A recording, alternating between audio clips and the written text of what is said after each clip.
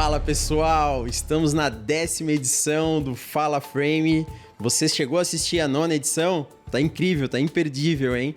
Vamos pra 10ª então. Me chamo Roger, estou aqui hoje com um convidado super especial que desde novembro de 2024 eu conheço ele numa palestra em São Paulo, num evento na Latam, e desde que nasceu o Fala Frame, ele foi um dos primeiros nomes que eu coloquei na minha lista como convidados e hoje chegou o dia. Gustavo Simas, da FG, engenheiro. Bem-vindo, Gustavo, ao Fala Frame. Seja muito, muito bem-vindo, meu irmão. Tudo bem? É um prazer estar aqui. Convite aí do Roger. Falar um pouco do profissional, Gustavo Simas, um pouco da minha história, um pouco da gente vem fazendo aí pela construção industrializada do Brasil. Pô, maravilha, Gustavo, maravilha. E começando, cara, bem isso, né, Gustavo? Poxa, eu conheço um pouco a tua história, mas seria muito legal, assim, se tu pudesse falar, pô, como é que o Gustavo, a tua trajetória, né? Como é que o Gustavo chegou até aqui? Muita gente já te conhece, mas seria muito legal, né? Pô, onde tu nasceu, como é que tu chegou? Por que o Gustavo Simas escolheu, né, estar nessa posição dele até hoje? Então, Roger, eu nasci em São Bento do Sul. Fiquei lá até os 17 anos e acabei indo para Blumenau fazer faculdade. Fiz faculdade lá. E no último ano de faculdade eu acabei fazendo um intercâmbio em Portugal, morei um tempo em Portugal. E na hora de voltar pro Brasil, apaixonado por construção, prédios, sou formado em engenharia civil, né? Construção, prédios, a construção civil muito, um mercado muito pujante. Pensei, vou procurar uma oportunidade em Balneário Camboriú, prédios altos, né? E acabei parando em Balneário Camboriú, trabalhei por ali por 3 anos. Terminei a faculdade, trabalhei por 3 anos, mas o mercado estava muito ali por 2009, 2010. Estava procurando muitos profissionais e acabei saindo aqui de Balneário. Fui para o trecho, trabalhei aí por 3 anos numa empresa de fundação, mas trabalhei muitas viagens, morei no Rio de Janeiro, São Paulo, alguns estados do Brasil. Mas sem aquela rotina, muita obra, obras pequenas de fundação, rápidas, sem uma rotina, né? Aí veio o meu primeiro filho e eu pensei, não, vou voltar e vou ficar fixo em algum lugar, né? Aí, de volta, né, com uma vitrine, a construção civil, prédios altos, a construção civil. Em 2013, eu entrei na FG Empreendimentos. 2013 entrei na FG Empreendimentos. Então, hoje eu faço pouco mais de 12 anos aí na equipe técnica da FG. Hoje eu atuo como diretor de produção, cuido da parte de obras, suprimentos, instalações, segurança e operações, que é mais pós-venda. Trabalhei por várias obras na FG, várias entregas. Eu fui o engenheiro responsável do Sky Tower, do Infinity. Trabalhei uma grande parte no Boreal também, daí assumi uma gerência e faz uns 18 meses aí que eu assumi esse cargo de diretor de produção na FG. Pô, legal, um pouco aí Gustavo. Resumido, compilado da minha história, né? Deixa eu só finalizar. Então, assim, esse é a história, mas o que o Gustavo é, né? O Gustavo é um apaixonado por construção. Construção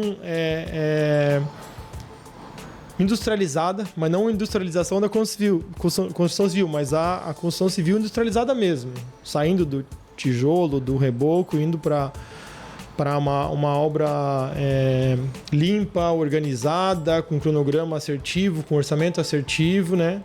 Nessa linha. Gosto muito de viajar, procuro muito viajar, tanto no meu lazer quanto na minha parte profissional, para fazer muitos benchmarks.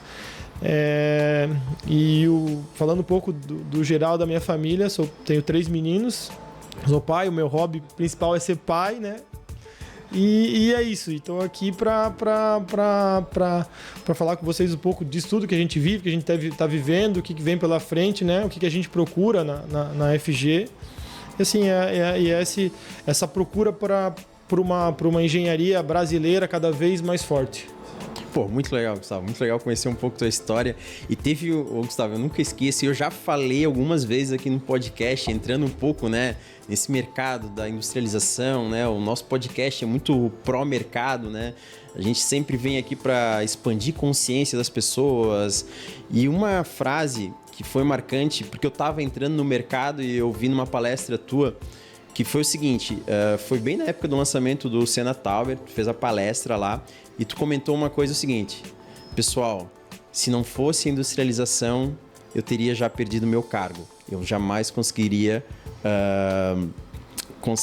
entregar o cronograma de obra me imposto, né? Se não fosse a industrialização, né? E assim, Gustavo, para as pessoas entenderem um pouco isso, né? Poxa, nos bastidores mesmo, no dia a dia, o que isso significa, né? O que a FG, quais processos, né? Qual jornada a FG te colocou como desafio e quando aconteceu isso, como aconteceu isso, sabe? Que fez tu manter o teu cargo, a tua responsabilidade, as tuas entregas. Então, a FG é uma empresa que tem no seu DNA inovação. A FG é uma empresa que vem puxando o mercado imobiliário da região nacional, mercado de luxo, né? E para isso acontecer, a arquitetura desses empreendimentos, a altura, exige muito da engenharia. E a engenharia, para ela conseguir trabalhar, entregar, ter a viabilidade, entregar nos prazos, com qualidade. Um prédio alto é uma precisão de indústria, não é mais um prédio acima de 150 metros, vamos dizer assim, é uma precisão de indústria, que envolve muito conhecimento técnico, muita expertise técnica de vários departamentos. A gente pode comparar que hoje tem um engenheiro, hoje não existe um engenheiro que saiba o global. Tem um engenheiro especialista em instalações, um engenheiro especialista em vedações. Então, assim, é um mercado, posso falar assim, uma indústria muito complexa. E com isso vem a questão dos prazos, a questão da falta de mão de obra. E lá, em 2008, a gente entregou o primeiro prédio acima de 100 metros com mão de obra convencional, com sistemas construtivos convencionais. Estruturas de concreto armado, alvenaria comum, reboco externo, reboco interno. E a gente foi evoluindo e a régua foi subindo nas alturas. Em 2014, 15, ali a gente começou o Infinity Coast, que era o primeiro prédio brasileiro a passar a marca dos 200 metros de altura. Também com estrutura convencional, alvenaria, reboco interno, reboco externo, piso aderido. E a gente fez muitas viagens para isso acontecer e começou a observar o quanto lá fora era se utilizado o drywall, a fachada ventilada, a fachada noitizada, e aqui no Brasil, mais na América do Sul, vamos dizer assim, a construção convencional, que é o tijolo, que é o reboco, que é muito batido em obra, muito... Assim, é muito desperdício. O processo construtivo ele gera muito desperdício. Não porque não está sendo mal feito, mas o próprio processo construtivo ele já gera um desperdício. Já gera um resíduo que é um desperdício, né? Então, assim, a gente, nessas viagens, a gente começou a entender que tinha uma possibilidade de ganho nesses prazos, nesses cronogramas, na qualidade, e começou a trazer. Claro que eu não consigo ir para, por exemplo, a Nova York, pegar um sistema construtivo lá e trazer para o Brasil, ou pegar um projeto de lá e trazer aqui. A gente tem muitas particularidades que o Brasil tem. Primeiro, acho que é questão de orçamento, entendeu? Primeiro é o orçamento. Segundo, a mão de obra. Terceiro, equipamentos. Até materiais, que hoje já não está mais tão longe, mas os materiais que tem lá, tem aqui. Mas tem um compilado de informações, de sistemas aí que a gente não consegue simplesmente trazer de lá e trazer para cá. Com tudo isso que a gente foi aprendendo, a gente foi trazendo aos poucos, entendendo, medindo ganhos. A FG é uma empresa que não é de um prédio só, ela tem uma sequência, ela tem uma história, uma longa história e tem um grande futuro pela frente. Então é uma empresa que investe muito em inovação. E o investimento em inovação, ele não vai vir na primeira obra, ele vem na segunda e na terceira. Quando ele vem, você já está puxando o mercado. Isso aconteceu muito com a gente, quando a gente trouxe o drywall. O drywall, culturalmente, ele não era bem visto. Sim. Não era bem visto. E por que disso? Porque a gente deu o nosso jeito brasileiro de fazer o drywall lá atrás e acabou queimando o sistema. Porque se você pegar hoje o drywall e fazer o drywall, quanto custa o drywall vezes o metro quadrado da alvenaria? Não vai, tá mais alto o custo. Mas a qualidade, a rapidez, a organização que gera o drywall é muito diferente. Então com isso a gente veio trazendo. O nosso público é um público que viaja bastante também, então foi mais fácil de trazer, mas a gente foi meio que de uma quebra de paradigma. O primeiro empreendimento nosso foi o Epic Tower, lá em 2016, 2017, a gente começou a trabalhar, entregou esse primeiro prédio inteiro em drywall. Teve só um apartamento que foi em alvenaria, porque o cliente queria alvenaria, a gente entregou. Foi o único apartamento que mais tem chamado de fissura pela movimentação, que é outro ponto que a gente trouxe. E a gente trouxe de lá o drywall e conseguiu medir quanto de redução, tanto de equipamentos, quanto de qualidade de obra, quanto de redução de pós-venda e também de redução de cronograma. Trouxe esse projeto. A gente começou trouxe o drywall como um carro-chefe da FG. Primeiro a gente fazia só paredes internas, trouxe para contra-paredes externas também. E hoje a gente faz áreas comuns, apartamentos 100% em drywall. Esse é só um sistema. Hoje a gente vem trazendo essas tecnologias, essas inovações que não são tão novas assim, mas a gente dá para falar que é uma inovação ainda pela porcentagem do Brasil que usa. Mas é um caminho sem volta. É um caminho que veio para ficar, que a gente já consegue comparar quanto custa uma alvenaria, quanto custa um drywall, todos os benefícios que traz, e a última linha sempre é melhor para o drywall. Melhor para o drywall. Cronograma, redução de cronograma. Todo mundo fala hoje, né, em falta de mão de obra. Falta de mão de obra. Hoje a gente está com 10 canteiros de obra. Desses 10 canteiros, estou falando aí de mais ou menos 520 mil metros quadrados de obra. Se eu tivesse tocando essas 10 obras, eu e minha equipe toda, com mão de obra com sistemas convencionais, eu precisaria ter pelo menos uns 40% a mais pessoas trabalhando nas minhas obras. Com os sistemas construtivos, eu consigo manter o prazo ou reduzir a quantidade de pessoas. Então, eu consigo ter mais obras. Mais obras, entendeu? Eu consigo ter mais obras porque eu não estou exigindo. Um exemplo assim, o Infinity a gente... Pico de obra 300 funcionários. O Boreal ou o Safir, que está acontecendo agora, que são prédios similares, 2 por andar, alturas similares, um pico de obra de 180 pessoas. Nossa, uma redução absurda. Uma redução porque de cada 20 empreendedores que eu falo, 30 reclamam de mão de obra. Né? Eu já nem... Todo mundo que fala, ele vem reclamar, eu falo, cara...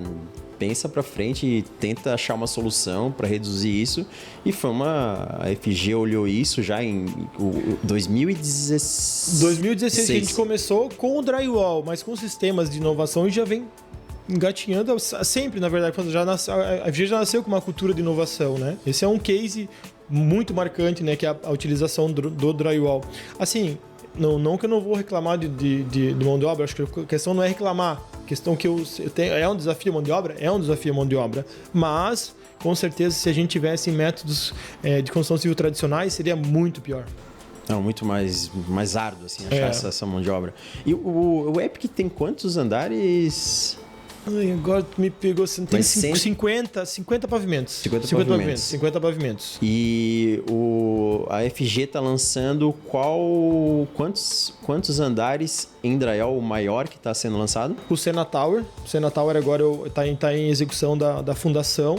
Ele tem 150 andares. 150 andares. 550 metros. 550 metros. Pô, muito legal. Dá pra falar em andar, mas mais em metros, né? Mais de 550 metros. Projetos nascidos já 100% drywall, vedação externa em fachada nitizada e a parte interna 100% em drywall. E eu sei que naquela palestra que eu participei, Gustavo, teve alguns números que tu me trouxe assim de entulho, essa de pessoas com o drywall, com a construção industrializada. Teve um dado também que tu trouxe que foi de pessoas sabes quanto, tu lembra quantos cargas de entulho a menos numa obra? Assim, Fazendo um comparativo também numa obra, uma obra grande, né, de 60 pavimentos aí, 45 metros quadrados de obra, do sistema convencional pro sistema não apenas do drywall, mas fachada ventilada, piso elevado, sem o piso aderido nas áreas externas, formas de alumínio, formas prontas de alumínio, não formas de madeira, a gente tem uma redução até de 40% de resíduo. Estou falando aí, transformando em valores, né?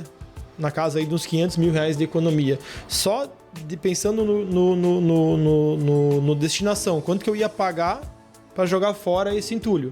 Não levantando quanto que eu paguei nesse material que estou jogando fora e nem quando eu paguei para subir e para descer esse material, apenas de descarte. É muito, né? É muito. Não. O orçamento final. E um Sena Tower, né? A fundação dele, por ser em drywall, uma economia de quanto em orçamento só de fundação? Por causa que o peso reduz quantos por cento? É difícil falar em valores, quanto reduziu, porque o cálculo estrutural do Sena Tower é muito diferente. Eu tenho cargas muito fortes, que é vento. Mas eu vou te falar que nunca ninguém se pensou em fazer um prédio de 500 metros de altura em alvenaria, ou sistema convencional, tradicional, né? Então, assim, só a movimentação dele, a alvenaria não vai suportar. Certo. Sistemas convencionais não iriam suportar. É um outro... uma outra régua, né? Não dá para comparar com os demais, né? Mas assim, né? Nós estamos falando do Sena Tower, nós temos um empreendimento na Praia Brava, que é o Cenário, 12 pavimentos e estrutura de concreto armado, paredes externas em steel e interno em drywall. Pô, verdade, em steel frame. Eu vi esse projeto, eu vi um vídeo, tá incrível. Como é que tá o cronograma de obra? Como é que tá essa obra do cenário? Tá em dia, o cronograma tá até antecipado, né? A gente tem o costume de antecipar nossas obras. Tá indo muito legal, acho que é a primeira experiência. A gente nunca implanta um sistema novo num projeto muito grande já. A gente vai trazendo aos poucos para a gente não ter nenhum problema muito grande. A gente consegue ter essa base, fazer o levantamento, fazer as medições para daí colocar num sistema grande. Não que a obra seja pequena, a obra grande, mas a obra mais baixa, então a gente consegue ter saídas. Mas como eu falei, é o primeiro projeto ali em steel frame, tá indo muito bem, assim, zero alvenaria, então assim, é um retorno bem legal. Tá sendo uma experiência muito boa. Tá bonito. Eu acho que é um sistema que vem para ficar. Pois é, a gente está sendo muito assediado por participar de obras bem parecidas com o cenário mesmo. O cenário em quantos andares? 12. 12 andares. É mais horizontal, né? 4 torres de 12.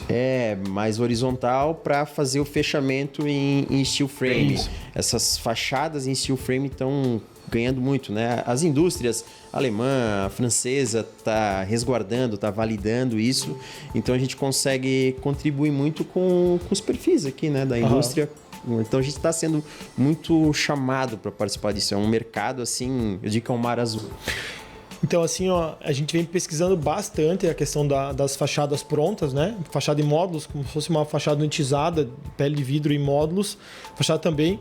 Só que ela ainda não viabilizou financeiramente para o nosso mercado, mas ela está gatinhando algumas para a indústria, algumas empresas já estão conseguindo viabilizar, entendeu? Mas para a construção civil tá gatinhando, ela tende a daqui a pouco se encaixar no orçamento, sabe? Legal. Não, sempre quando a gente vai ter um sistema novo, não dá para comparar metro quadrado com metro quadrado, tem que levantar o contexto todo, entendeu? Tanto global. Pensando em prédio alto, logística, quantidade de funcionário, quantidade de desperdício, qualidade, tudo, né? Porque metro quadrado de um sistema com outro não é a mesma coisa que não comparar banana com banana, né? Não vai funcionar. E hoje a FG, né, para fazer um orçamento de obra, falando porque eu acredito que muita gente do podcast aqui vai ser aquele construtor que, né, vai estar nos ouvindo de prédios de N andares, né? Então ele vai estar te ouvindo como uma referência mesmo. Todo mundo olha a FG como uma referência de inovação no mercado e ela traz essas inovações e as pessoas querem entender um pouco os bastidores. Legal. Mas quanto que a FG hoje coloca de pós-obra, por exemplo? Quantos por cento do VGV em pós-obra. Isso tem um número, Gustavo? Tem. A gente trabalha com número, a gente tem 1,5% do pós-obra, da pós-obra. E vocês, né, tu pegou bem, isso é legal, tu tem histórico, então tu pegou bem aquela época da alvenaria, virando pro drywall e falando em beleza, pós-obra existe, vocês tentam mitigar ao máximo.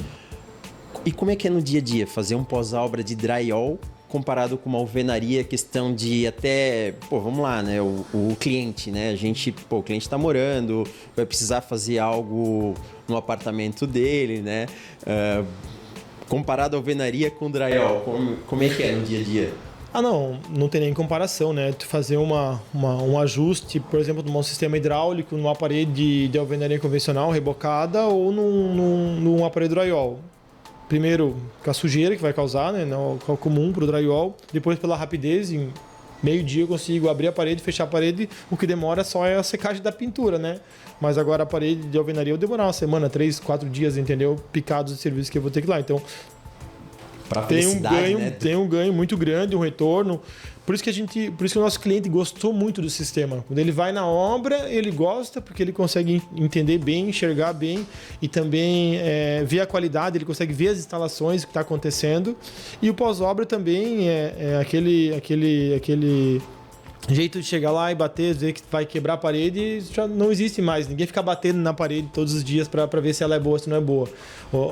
A própria tonação, né, acústica de uma parede drywall é muito melhor que uma alvenaria. É isso, poxa, até a gente tava aqui, quem não assistiu o 9º episódio, tu deves lembrar dele. Eu acho que contribuiu, ele trabalhou na FG, o Eduardo Prange. Ah, sim, com certeza. Eu conheço bem ele. Ele trouxe vários dados, assim, do benefício, né, comparado com a alvenaria, né? A questão acústica, termoacústica, né?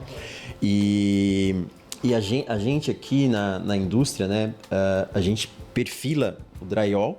Até mudou a norma, né? O perfil drywall, a gente perfila muito estilo. E teve umas construtoras, Gustavo, que nos procuraram para, em vez do drywall, usar o perfil de steel frame.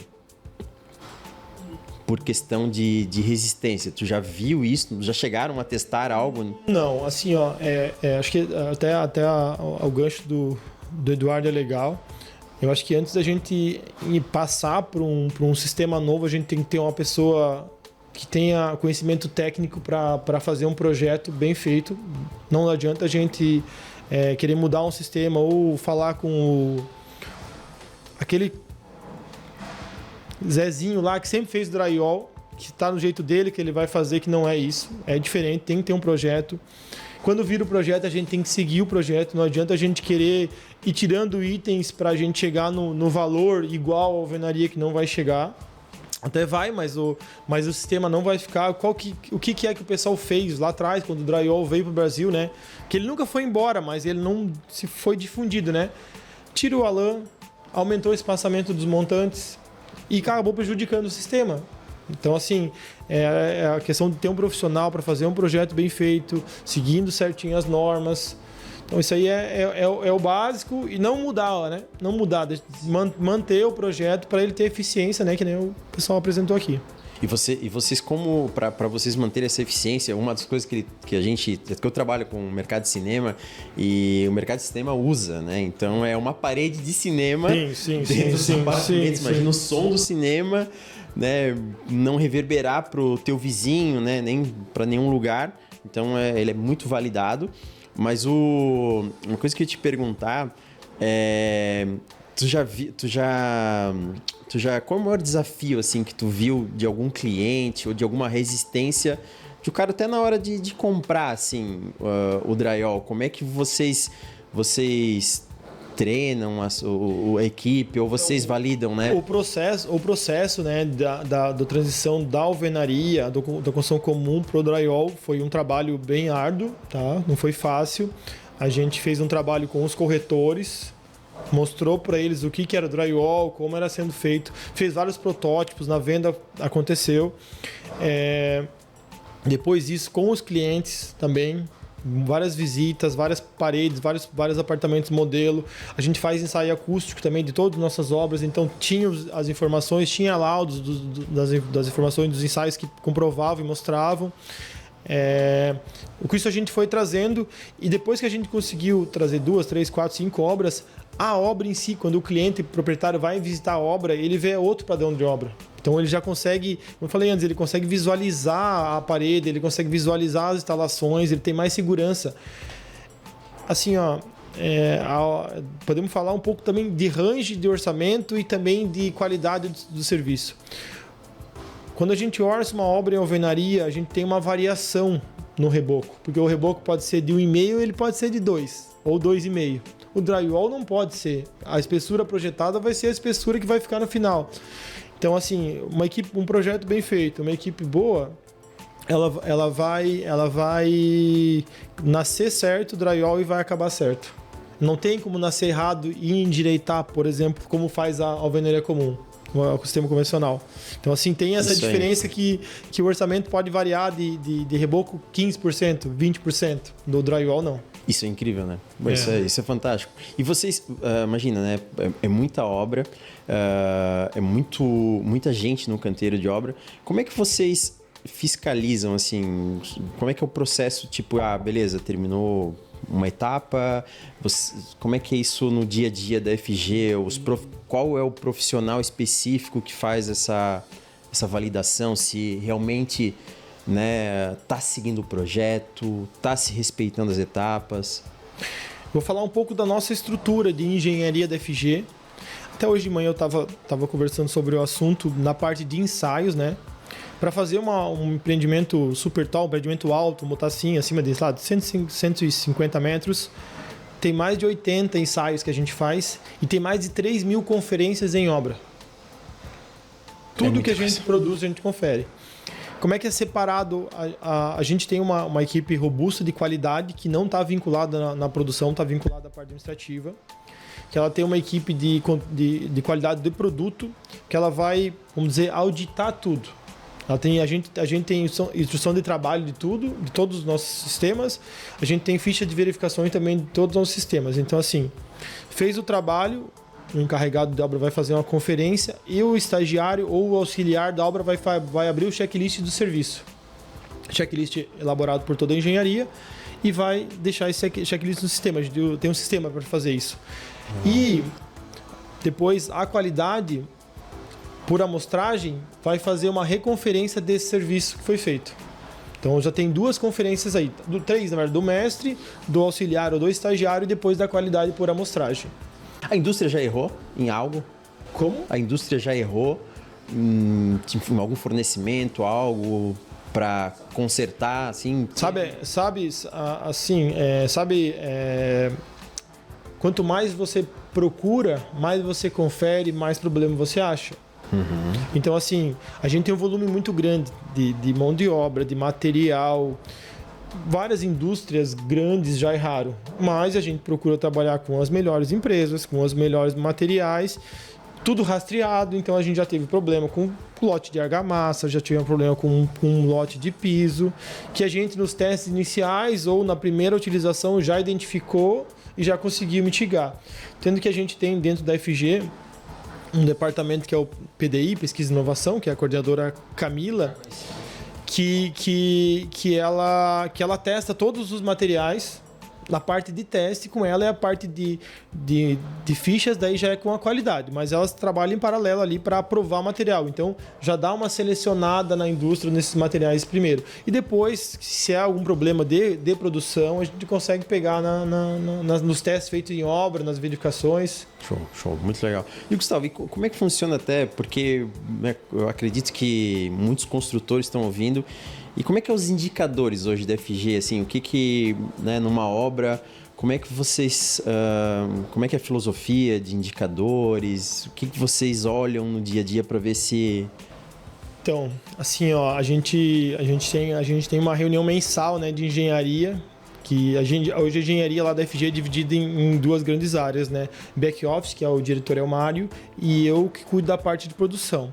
Então a gente junta todo mundo para fazer uma reunião mensal para ver os números. O que a gente mede lá? A gente mede avanço físico, tá? Mensal, a gente tem um cronograma da obra toda, mede o avanço físico mensal.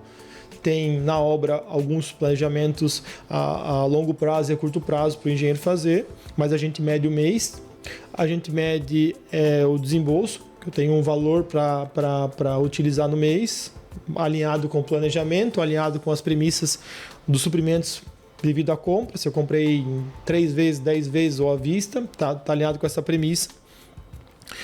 Também a tendência da obra, que eu tenho um orçamento total, vou medindo item a item. Hoje o nosso orçamento é totalmente aberto, então se eu comprei o drywall a chapa de drywall pro apartamento, ela vai no item do orçamento chapa de drywall apartamento. Não tem um pacote só que bota tudo lá dentro, então ele está separado por itens, então a gente mede, vai verificando diretamente essa tendência de obra. A gente verifica também a questão de qualidade, entrando um pouco na qualidade, ficha de verificação, se a ficha de verificação do serviço que foi medido no mês para o fornecedor foi feita a ficha de verificação. Entrando também na parte de meio ambiente, a gente tem alguns checklists que a gente mede para verificar se a destinação está correta, se o tratamento de água está ok.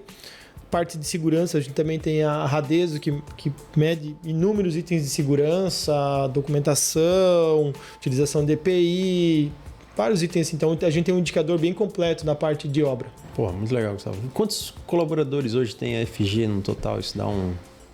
A gente, assim, até diretos e indiretos, toda a cadeia que envolve a FG tem mais de 10 mil, tá? A gente tem 520 mil metros quadrados de obra, então a cadeia toda aí tem mais de 10 mil. Na FG deve ter uns 600 funcionários hoje.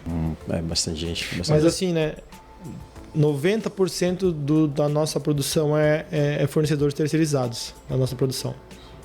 E Gustavo, tu busca, eu acredito, tu deve buscar muita inspiração, né? E essa inovação. Qual que foi até uma obra que tu realizou? Queria saber uma que tu realizou, tu já está pronta, está executada. E uma obra, claro, futura, que te enche assim, muito de orgulho. E o porquê, assim, cara? Que essa obra que me deu um... Assim, como tu falou, né? A gente é uma empresa que inova muito, a gente faz muitas viagens técnicas, né? Muitas viagens mesmo, assim. A empresa investe muito nisso e dá muito retorno. A gente tem como base, a gente Nova York, que é muito similar a Balneário Camboriú. Muito similar, terrenos pequenos, prédios muito esbeltos, muito altos. A gente foi muito, muito para lá para trazer essas novas tecnologias. Dubai, mesma coisa. Então, assim, tem esses pontos principais aí de inspiração, né? Inspiração. E o que obra que eu tenho para te falar? Para mim, o Infinity Coast é uma obra que eu fui o engenheiro responsável, né? Tenho muito carinho por ela. Ela era gigante, agora ela está ficando pequena, né? Porque os outros cada vez estão vindo maiores. Foi um grande trabalho, assim, foi anos de dedicação ali. Trabalho bem feito, sinto orgulhoso de ter trabalhado naquela obra, né? Uma excelente equipe que a gente conseguiu construir lá dentro, a equipe da FG de apoio também. E assim, eu acho que o Senna, não tem nem o que falar, o tamanho da obra, a grandiosidade dela, o legado do Ayrton Senna que vem por trás do projeto, né? Mas assim, vai ser um legado para a engenharia brasileira. E o que a gente entende, vai verificando fora, que a engenharia brasileira não tem nada a perder para a engenharia global. Nada, assim, estamos muito próximo deles, entendeu? Mudando alguns pontos, ajustando algumas coisas, a gente fica muito em paralelo. E a construção desse prédio, que é o Senna hoje, né, vai trazer muita tecnologia, se tornar usual em obras comuns do Brasil. Incrível, incrível. E a FG tem um braço também para contribuir com o Senna Tower, que eu fui numa palestra, eu ouvi até o... Tal Solutions. A Tal. É um braço da FG. Isso. A FG é uma holding, né? Tem algumas empresas, uma rede, hotéis, o IARC Arquitetura, e também tem a Tal Solutions, que ela vende a expertise de prédios altos para o Brasil. Alguns clientes também na América do Sul, que tem um projetista, tem a Stephanie liderando com o Fat, que é um projetista de Nova York. Ele veio para cá, ele está morando aqui hoje, então eles estão em paralelo levando essa expertise de prédios altos levando uma consultoria de tudo que a FG aprendeu até hoje, levando para as consultoras nacionais. Bom, legal, muito legal. E atende a FG, a Salto Look e atende algumas... Não, atende a FG, a gente é cliente deles, eles atendem a gente, né? Eles fazem uma otimização de projeto estrutural, eles fazem uma otimização, uma gestão também de projetos em geral. Eles atendem as maiores players do Brasil, aí estão com projetos de Cirela, estão com projetos de inúmeros, Moura do B, lá no Nordeste, então inúmeros projetos aí de consultoria no Brasil. Pô, legal, Gustavo, legal. Gustavo, o que tu acha que seria legal também trazer para o público falando, né? Tinha algumas perguntas, mas trazer um pouco, né, sobre a industrialização, sobre o drywall, sobre isso tudo que a gente falou, alguns pontos que seria interessante, eu acho, abordar aqui nesse podcast. Assim, né? Bater esse papo descontraído que a gente está aqui, né, cara? Falando um pouco de construtoras e também, com certeza, o que é levado para a construtora, depois chega também a residências, né? Mas assim, cada vez mais seguir a linha de produção dentro do ambiente controlado e apenas fazer a instalação dentro do canteiro de obra. Quanto mais a gente conseguir, por exemplo aqui, estão produzindo uma viga, sim, entendeu? Produzindo no ambiente controlado, com uma máquina, está dobrando milimetricamente certo, entendeu? Do que tu levar lá no canteiro de obra, com intempéries, com chuva, com tudo. Então, assim, quanto mais a gente conseguir trazer essa tecnologia A gente tem algumas, porque a gente posso estar aqui, por exemplo, piscinas prontas. Eu tinha 7 serviços na obra para fazer uma piscina. Fazer o concreto, fazer a preparação, fazer a manta, fazer o reboco, fazer a pastilha, testar, hidráulico. Hoje, algumas dimensões, eu compro uma piscina pronta, ela é feita num galpão, testada, chega lá na obra para mim, eu isso ela na grua e bota ela na posição correta. Ela está pronta para utilização. Eu faço só a ligação de água. E assim... Fantástico. É outra qualidade de trabalho.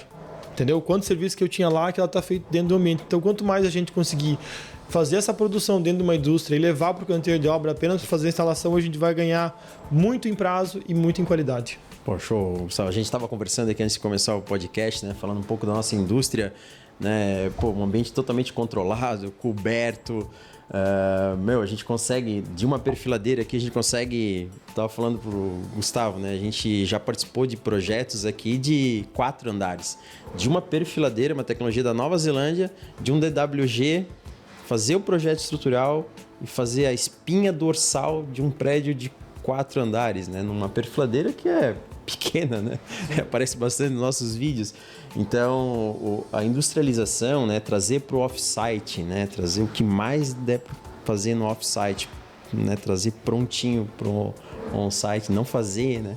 Em obra, isso é um ganho Tem alguns serviços que a gente não vai conseguir fugir ainda, vão ficar, mas o que mais a gente conseguir produzir na indústria e levar para a obra para fazer a instalação é o que... É o futuro. É o futuro que não tem mais volta. Eu percebo que tem algumas construtoras, até famosas assim, na região, que ainda são resistentes, sabe, ao drywall. Eu percebo que o forro, né? O forro todo mundo adere, ok, né? Vem o F530, faz o forro, tudo certo, estão aderindo bem. Mas tem algumas pessoas que têm resistência ainda. E tu acredita que o porquê essas construtoras tem resistência de colocar um drywall em vez do... Então, é muito cultural, né? O drywall, quem não viu o ensaio, quem não foi num apartamento ainda em drywall, não tem essa percepção. Eu acho que cada vez mais, com a escassez de mão de obra do pedreiro para pedreiro, reduzindo... cada vez sendo mais caro você destinar um resíduo, essas coisas vão começar a mudar e vão começar a sair, entendeu? Não tem mais aquela quantidade de olarias, vamos dizer assim, que tinha no passado. As coisas estão mudando. Então, assim, é questão de você fazer um investimento inicial que muitas construtoras não querem fazer, ou muitas construtoras conservadoras que não querem ter uma alteração, uma mudança. Mas é um caminho sem volta, tá? A gente, acho que a FG foi a primeira empresa que começou firme com o drywall em Balneário. Hoje Em Balneário mesmo, acho que mais de 60% das construtoras já estão trabalhando em drywall. Itajaí também, nossa, Pissarras, Itapema, tá? É isso aí. Mais de 50% com certeza a nossa região aqui. E tu sabia, Gustavo, que a gente, entre as indústrias, a gente conversando, se todo mundo virar para construção a seco, as indústrias do Brasil não dão conta. Se pegar todos os profissionais, todas as indústrias não dão conta de atender só uma região entre Balneário e Camboriú e 60 quilômetros de distância. A gente não consegue atender. Se todo mundo virar para construção a seco. Temos que virar devagarzinho, então, né? Porque a gente precisa de mão de obra, né? Mão de obra, assim, ó... até falar um pouco de mão de obra, né? Voltada diretamente ao drywall. Quando a gente começou, a gente tinha mão de obra, a gente formou uma mão de obra própria, depois passou para um terceiro. A gente teve um espaço ali de falta de mão de obra em 2024 e hoje a gente está com muita mão de obra de drywall. Tá? Eu devo ter mais ou menos aí umas 100 pessoas trabalhando diretamente em drywall para a gente e mão de obras boas, treinadas, fazendo drywall padrão FG que a gente chama. Então, assim, é mão de obra boa, entendeu? Que com certeza vai disseminar para o mercado, né? Não, é incrível, assim, eu converso muito com essas empreiteiras, essas construtoras de drywall, os instaladores, né? Sim. Esses instaladores, assim, a pessoa que quer pegar ou pega uma pessoa de obra, um servente, algo que vira para ser um instalador e o cara tem força de vontade, ele entrega muito, Gustavo. Sim. E é muito próspero. Um dos motivos até para eu entrar nesse mercado, há 2 anos e meio eu decidi, eu visitei vários instaladores e perguntei, como é que funciona? Né? Com quantas pessoas, como é que é? Eu lidero, tem mais 3 pessoas, né? E o líder contribui também a montar. Cara, é muito próspero.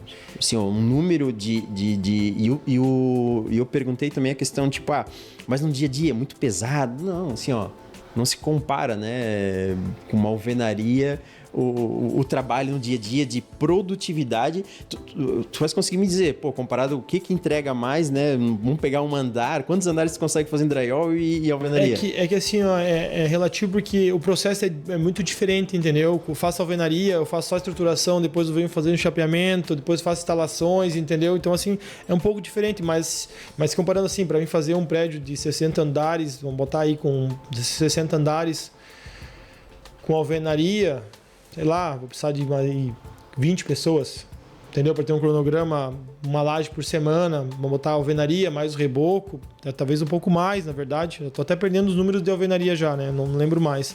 Mas de drywall, você tendo 2 equipes de 2 pessoas, cada uma 4 pessoas para estruturação e mais 6 pessoas, 3 ou 4 duplas aí para o chapeamento, já resolve. Não estou falando de forro, né? Só de parede. Só parede. Já resolve, a diferença é muito grande, como eu te falei, a qualidade, né? A limpeza, o tempo de execução é muito menor. Pô, muito legal. E qual que é o planejamento estratégico, assim, Gustavo, daqui os próximos 5 anos, assim, como é que tá o momento de vocês? Temos alguns projetos bem desafiadores no forno aí já. Estamos trabalhando, a gente tem 2 lançamentos agora pro segundo semestre. Vai lançar já pro mercado? Vai lançar pro mercado agora pro segundo semestre. Tem mais 2 obras. Que a esteira é grande, né? Ela quando ela vai pro mercado, o projeto já está bem definido, pronto, já para sair. Mas antes de acontecer isso, tem muito projeto que já está plano estratégico para mais de 5 anos aí, com terrenos para mais de 30, né? A gente tem terreno para construção para mais de 30 anos. Em Balneário e Praia Brava. Pô, legal. Então tem um planejamento grande aí pela frente. Só para ter uma ideia, a gente está com 520 mil metros quadrados de obra. Ano que vem a gente vira para 750 mil em produção. Nossa. 250 mil. A nossa produção aumenta 50%. Uau. Tem que ter material, tem que ter gente, tem que ter sistemas que atendam esse volume. E assim, né, tu no começo do podcast tu tomou uma decisão de buscar engenharia mais para prédios altos e tal. E para essa pessoa hoje, Gustavo, né, esse engenheiro que está se formando ou está iniciando na carreira, né, que conselho tu dá, né? O que tu diz? Como que ele se perceber, que caminho que ele, né, se escolher na engenharia, que tem vários, né? Sim. Assim, tem o caminho do querer rápido, né? Tem o caminho do querer rápido.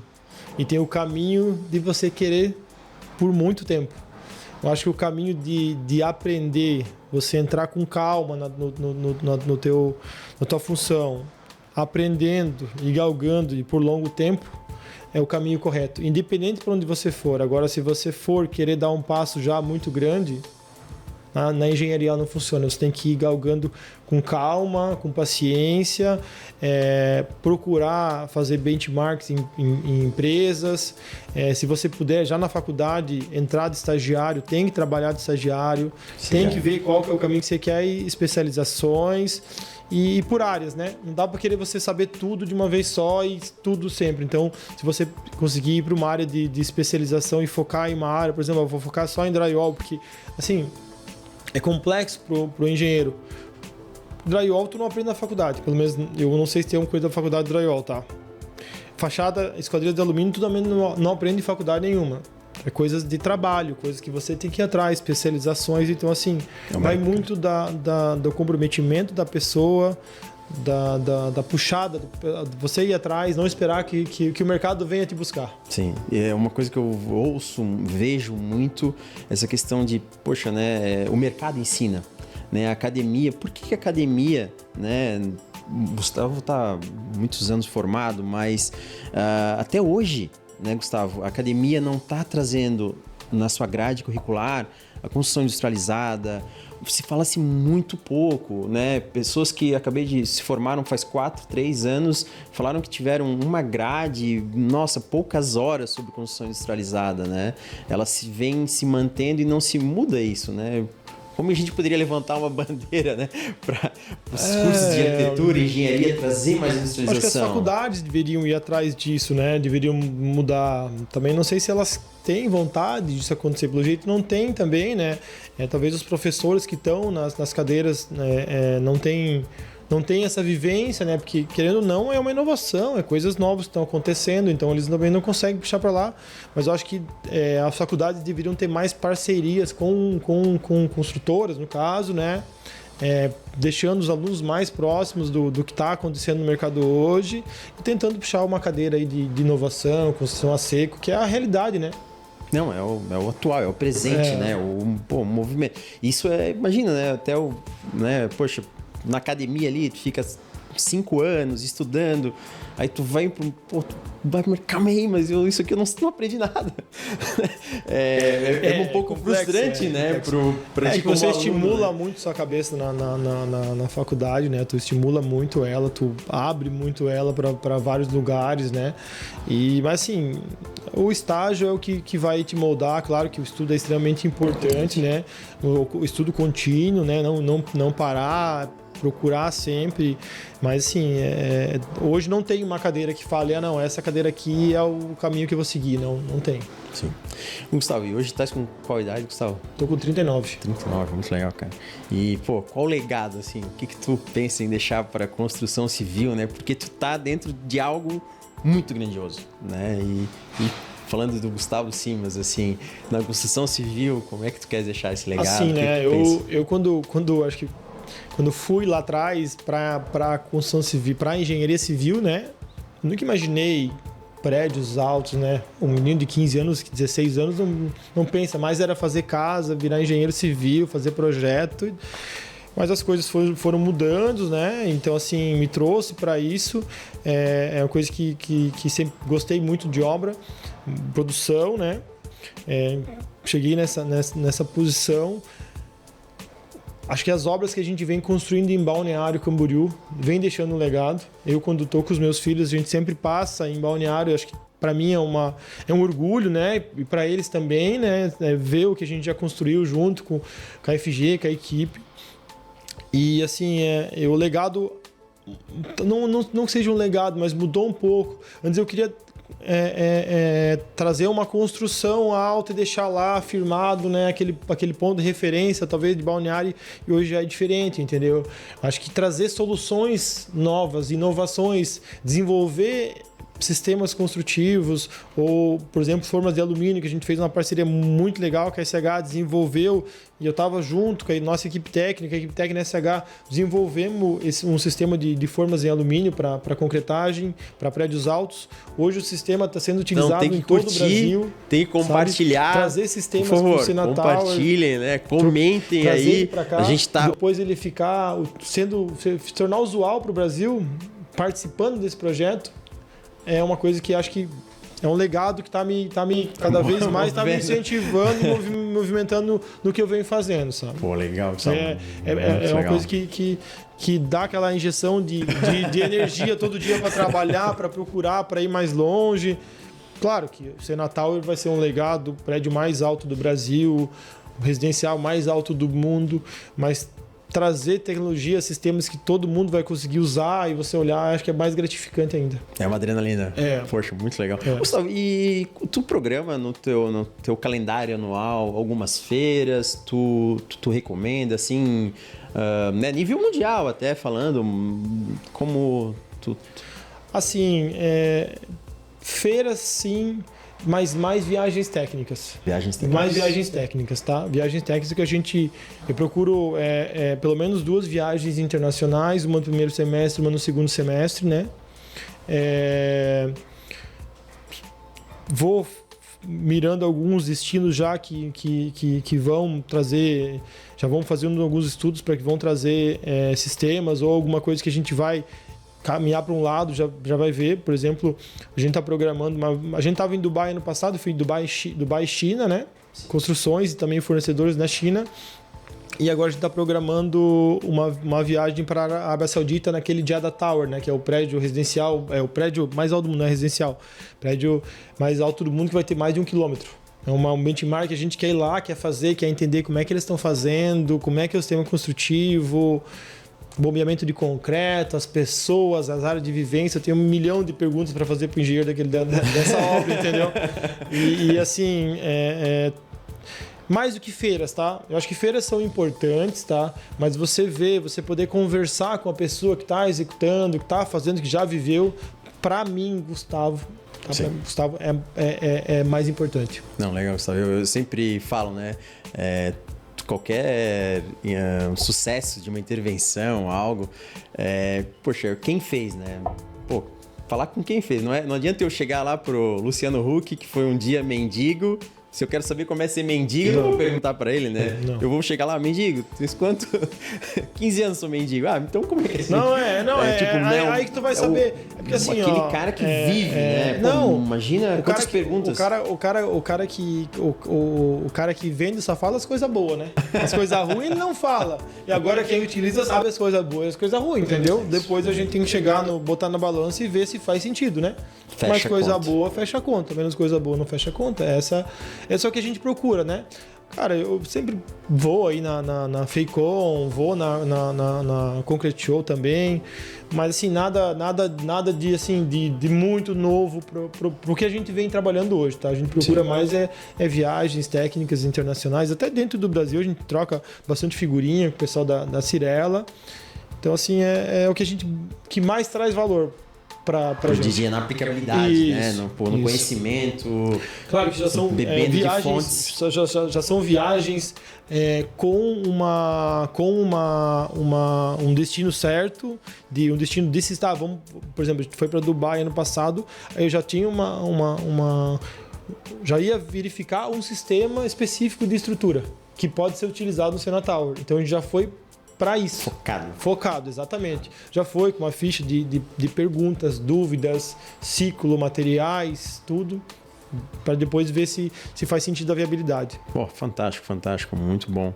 O papo aqui enriquecedor demais, tô bem feliz mesmo. Acho que pro público, né, as pessoas que vão ouvir, tirem um tempo, né, curtam, compartilhem, né, esse nosso momento aqui, todo esse conhecimento que o Gustavo está trazendo. Ele também com certeza tem um canal aberto, né, se vocês precisarem, pode conversar com ele. E seria legal nesse momento, assim, a gente finalizando, Gustavo, tu deixar uma mensagem final, algo, para as pessoas que estão nos ouvindo, sabe? Eu queria agradecer o convite, é um prazer estar aqui.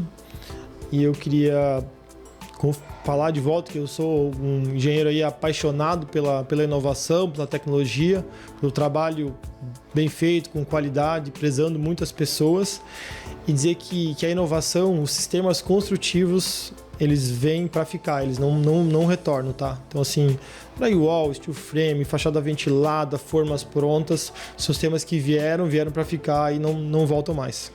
Pô, que legal, maravilha. Gustavo, muito obrigado mesmo, cara, de coração. Tô muito feliz aqui por ter te recebido, cara.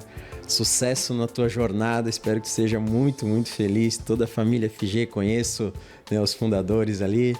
Então, só agradecer mesmo, Gustavo. Obrigado pelo papo, obrigado pelo teu tempo. Eu como fazedor do podcast, sou um ótimo engenheiro, né? Obrigado. Que nada, mandou muito bem. Obrigado, Gustavo. Obrigado. Valeu, obrigado. Pessoal, muito obrigado. Curtam, compartilhem a gente precisa de audiência para que o nosso podcast sobreviva e vá para frente, né? Muito obrigado, até a próxima. Vamos para a 11ª edição do Fala Frame. Um abraço, valeu!